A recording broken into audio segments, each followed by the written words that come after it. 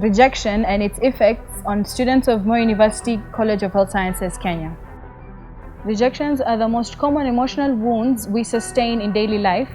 Rejection can be defined as the act of pushing someone or something away. Some of the types of rejections that were common in our survey included familial rejection, social rejection such as bullying and alienation, and relationship rejections, for example, dating or friendships. Whether the rejection we experience is large or small, one thing remains constant. It always hurts, and it usually hurts more than we expect it to. The question is why? Why does getting rejected bother us so much that it affects our self-esteem? Why would something so seemingly insignificant make us feel angry at our friend, moody, and bad about ourselves? The answer is, our brains are wired to respond that way. As clever as human beings are, we rely on social groups for survival.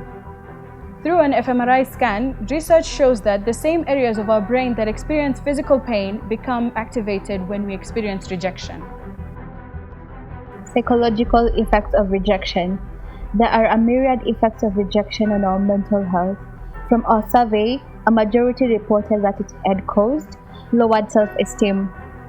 Rejection destabilizes our need to belong, and this sends us on a mission to destroy our self-esteem, as we often respond to rejection by finding fault in ourselves and thus bemoaning our inadequacies. Trauma. Rejection or long-term rejection results in emotional wounds which have serious psychological consequences. Example, familial rejection in childhood results in phobia of developing peer relationships in school, and this unhinges an individual socially. Depression. Rejection can be painful and difficult to cope. It leads to chronic feelings of loneliness which makes us afraid to reach out. This causes deep psychological wounds which result in emotion and social disconnection. There are numerous negative effects resulting from depression, including stress, eating disorders, and self-harming behaviors. Anger and aggression. Rejection creates surges of anger and aggression, and there are various studies indicating that mild rejection could cause people taking out their aggression on innocent bystanders, school shootings, violence against women, which is evident in our society, amongst others. According to WHO, 2 out of 10 people who've been rejected contemplate on suicide. From our survey, 85.5% have experienced rejection. Out of those, 50.7% have experienced social rejection, while 36.6% have experienced relationship rejection. 61.8% had their lives affected negatively, and majority never approached anyone for help. Some of the responses included being shy and unable to express any emotion, discomfort in interaction, feeling of not being good enough and not belonging to a particular setup, dread, hatred, and revenge, feelings of loneliness.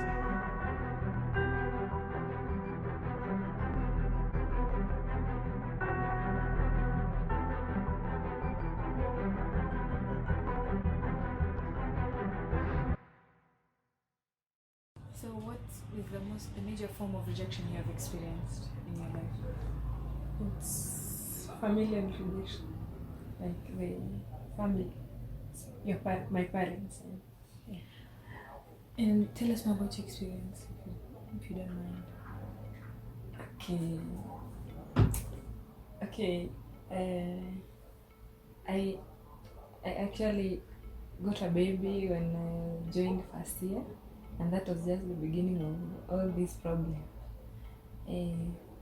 After some time, they agreed to take care of him at home while I was in school, and that was okay with me. But I was asking them if maybe I had some time in school, some 2 days or 3, or during the weekends when I'm free, I could just bring him with me. I stay with him. But I also think that was the beginning of all problems, because one day I was asking them, I was free as that from Wednesday to maybe Sunday, and I was asking them if they could just allow me to stay with him over those few days. Yeah.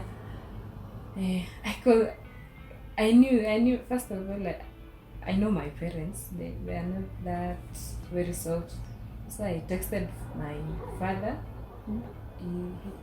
He works in Nanyuki, I knew my mother could quarrel, so I texted him first so that he could talk to my mother. But the moment he called my mother and said that, everything just went into the worst. I was called. I remember it was on Sunday, I was in church. I was called, oh, come, take your things, go with this baby of yours, go away from this one, never come back. And then I was just, okay, what do I do? Of course, the first thing I did is, the feeling of being rejected by your parents is just so painful. So I cried, obviously, I just had to break down. I cried the whole morning during the service. It was just painful until I had to explain to one of my best friends. She was with me through that time. She just encouraged me, and I don't know. So you're telling me you got support from your best friend, yes? Yeah, she encouraged me during that period, that day, because I was just really, really down. And how would you tell but after that, how did you cope to agree, kind of accept that situation? For some few days I was just ever sad till I decided to go to the school counselor, the dean of students up with. Then I talked to her, and she encouraged me to just accept what is going on. And I was explaining to her, like, they are no longer up to today, because I have never been called by my father ever. Like the financial support, okay, she was just encouraging me to start a business, so that if they refuse to fund me in anything, at least I'll be having something. Hello. Hi. So I have a few questions on your experience of rejection. Would you mind answering them? I think it's fine. Okay, so the first question is, what type of rejection have you been through or have you experienced? It's rejection of like a parent. Example, my mom like rejected us in a way, though it wasn't direct, but it was like in terms of religious beliefs. She like believed that, like, she doesn't believe in education, she doesn't believe in technology. So that is a rejection, because now we had to figure out everything through school and on our own. Yeah. Okay, so that was familial rejection. Yeah. How have you been coping through with that rejection? I found some guardians in Nairobi, because I used to like study in Nairobi. They like took me through school in a way. Like they were there for me for visiting. So they were like acting like my parents. And then I got financial support from an institution called Gulf Energy, and then my former primary school was also giving support in terms of my part of school fees and my shopping and stuff like that in school. Okay, yeah, that's nice. And have you sought any help, or would you like to seek any help in the future? So far, I think it's been like better, because I keep talking about it with friends, and then those family know about it. So it's not like it doesn't affect much these days. Though kitambo it was affecting, because a mother figure is really important. Like you really need a mother who you talk to, talk about all these things, not about education alone, even just some other aspects of life. Yeah, that's true. Yeah. Okay, we really appreciate. Thank you very much. You're welcome. So in terms of rejection, we have seen many patients who've been rejected, but they don't come saying that they have been rejected. So people will come either having a mental illness like depression or anxiety, or just not functioning at work. And then as we interview them, that's when we realize actually they were rejected.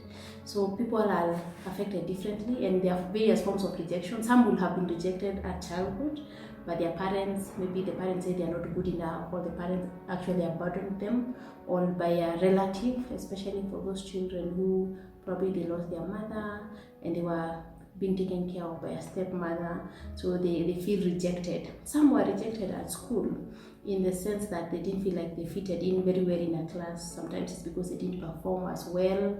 Others would have been rejected at adulthood. Especially we see a lot of people who've been rejected by boyfriends or girlfriends. And we've also seen people who feel they have been rejected by people they were married to. So they either separated or they have divorced. Or some are even living together, but their spouses are kind of moving on. So there are various forms of rejections that we experience as we see patients. However, they don't come directly and say, I was rejected. So people cope differently with rejection, and some of them become very anxious because they feel if their love object, especially those who are rejected in childhood, if their love object didn't feel they were good enough to hang around them, then they feel like they are never good enough. So some of them avoid relationships, for example. So even when they get into relationships in adulthood, they're always feeling like the same way my mother rejected me, and I'm likely to be rejected by this person. So some shun relationships. Others become very, very anxious anytime they are relating, so that even if they are courageous to try and relate with people, they need things like alcohol or other drugs or abuse to try and cope with the anxiety that comes with the fear that they'll be rejected. Others actually become like depressed totally, because every time they try to think about the possibility of relating with anyone, whether it's a boss or a friend, they keep feeling like they're not good enough. So they feel like the world is not a safe place to be, because if the first person rejected them, then they feel like no one will really love them. So they actually get symptoms severe enough to be diagnosed with depression to an extent that they need to be treated. So there are different coping mechanisms, but some people also cope very positively. Like there are people who are very resilient. I think they're very different. There are people who, despite the rejection, they sort of become very brave and courageous to an extent that they're always protecting themselves from people who could actually reject them, because they are aware they could be rejected. They have gone through the feelings of being rejected, and they say, here I am, I'm going to protect myself. So they either outrightly put it across that if you don't want me, if you're not for me, then I'm not hanging around you.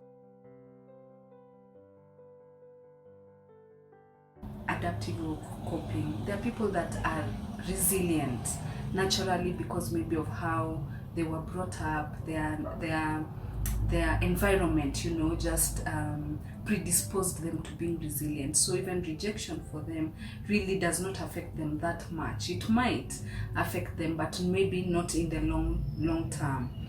So some people can be resilient, so they can let it go and move on. Another maybe adaptive way of coping would be maybe, sharing, talking to a friend, talking to a parent, talking to a loved one, and sharing that rejection. So that helps them to cope and get over it and move on. Probably another way could be, just in our African setup, a lot of people use, religion as a way of coping. People can go into prayer and, praying to God, asking God to heal them from the pain and the hurt that they have gone through in rejection. I do love working with students personally. I think, rejection is part of life, number one. And then I think what you need to remember is that you're a human, and that, some people will like you, some people will not. I think just being comfortable in your skin helps you, number one. So, just knowing that you're enough, knowing that you have a sense of belonging, The other thing that I find really helps students is finding a safe circle, allowing yourself to feel the pain of rejection. Yeah, I think most people do not want to feel the pain of being rejected. Either they are in denial. Is that me? Was I actually rejected? Did he actually say no to me? And you will start to wonder: is it my body? Is it my skin color? Is it the way I talk? Are my clothes not stylish enough? Anything. Above narrations from students, rejection is a very important topic that needs attention. And from the professionals, they have stated that even though a rejection is a day-to-day occurrence, we need to seek professional help to manage the condition.